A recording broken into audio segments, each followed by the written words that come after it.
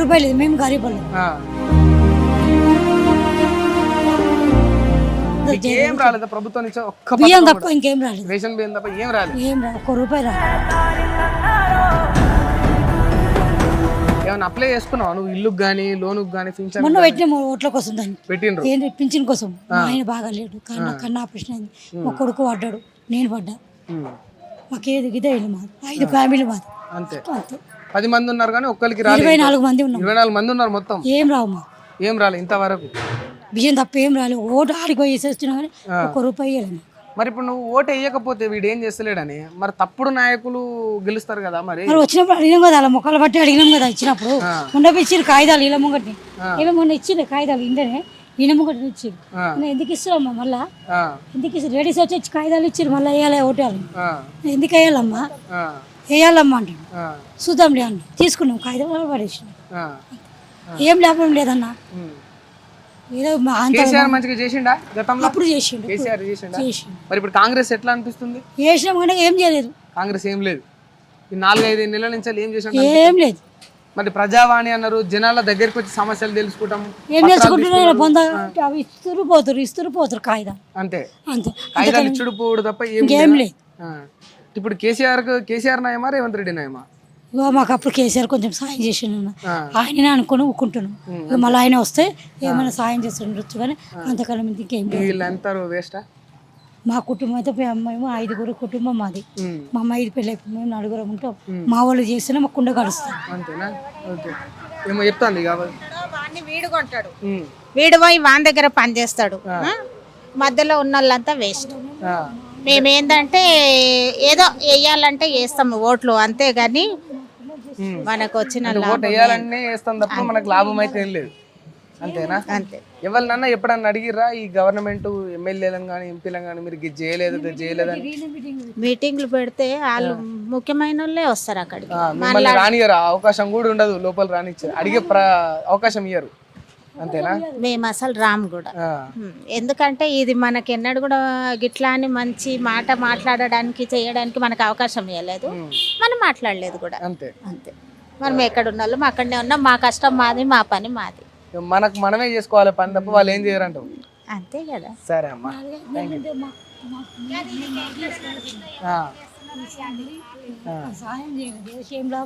ఇటు వచ్చి చెప్పు. మా కొడుకులు మా బిడ్డ పెళ్ళి అయిపోయింది. మా 2 కొడుకులు, మా ఆయన కూలి పని చేస్తేనే తింటాం.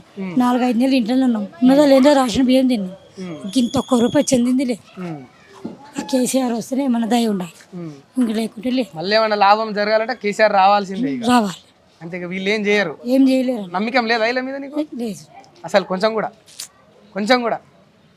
మొన్న ఇట్లాగానే పోయిన కానీ ఆయన పేరు ఏం పేరే మొన్న టీవీలో వచ్చింది చూడు, ఆయన ఏం చేసి ఆయన ఇట్లకైనా పోయింది.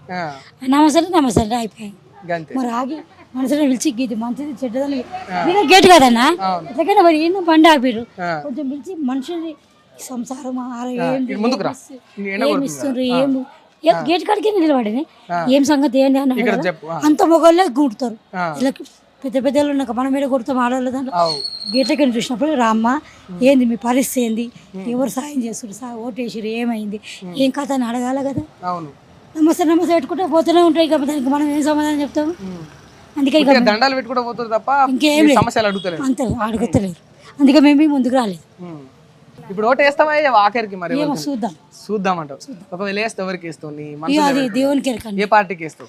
చూద్దాం. ఏ దేవునికి ఆడికి పోయినాక ఎవరికి ఆడికి పోయినాక ఎవరికి వేయాలనిపిస్తే వాళ్ళకి వేస్తావు. ఆడికి మనం పోయినప్పుడే ఈయనకి వేయాలి, ఆయనకి వేయాలి, అలా ఉన్నలో చెప్తున్నారు. వాళ్ళే చెప్తారు, వాళ్ళే నిన్ను మేనేజ్ చేస్తారు. ఆయనకి వేయాలి, ఈయనకి వేయాలంటే పోయి ఆయనకి ఏంటంటే ఆయనకు కేసీఆర్ ఒకరికి వేయమంటారు, రేవంత్ రెడ్డికి ఒకరికి వేయమంటారు, ఎంతమందికి ఏదో ఒకదానికి గుద్దిపడాయి. అంతే, ఏదో దానికి ఉద్దేశం సపరేట్ బయటకు వచ్చినాం. అదే ఎవరికి వేసినావు కూడా తెలియదు. అదే వేసినాము. ఆయనకు ఈయన ఇప్పుడు రేవంత్ రెడ్డి ఆయనకే కుదిరాం. అందరూ మా ఇంట్లో అంతా 24 మంది ఫ్యామిలీ మాది, కుటుంబం. మా పిల్లలకు, మా కొడుకులకు, మా బిడ్డకు అందరికి వచ్చినాయి. మరి అన్ని 26 ఓట్లు మా ఆడబిడ్డతో. మరి ఏమొచ్చినాయి? మరి ఎట్లా బతకాలి, ఏం కథ నడుచుకోవాలి కదా. ఒక పెద్ద మనిషిని అడుగు. బాధ కాదు, ఓట్లు ఎవరికి వేసారంట చెప్పు మైకులో.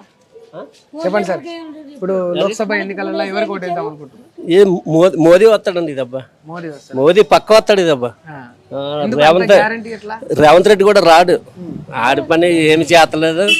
మోదీ అయితే పక్క వస్తాడు ఈ సంవత్సరం. అంటే ఎందుకు ఎట్లా చెప్పగలరు? ఆ చేసి పనులు బాగున్నాయి. బాగున్నాయా? మెడికల్ ఫ్రీ తక్కువ రేటుకి ఇస్తున్నాడు, అన్ని బాగానే ఇస్తున్నాడు. ఆ రేషన్ బియ్యం కూడా ఆయన ఇస్తున్నాడు కదా. వీళ్ళు ఏమైనా ఇస్తున్నారు, వీళ్ళు ఏమైనా ₹1 పెడుతున్నారా?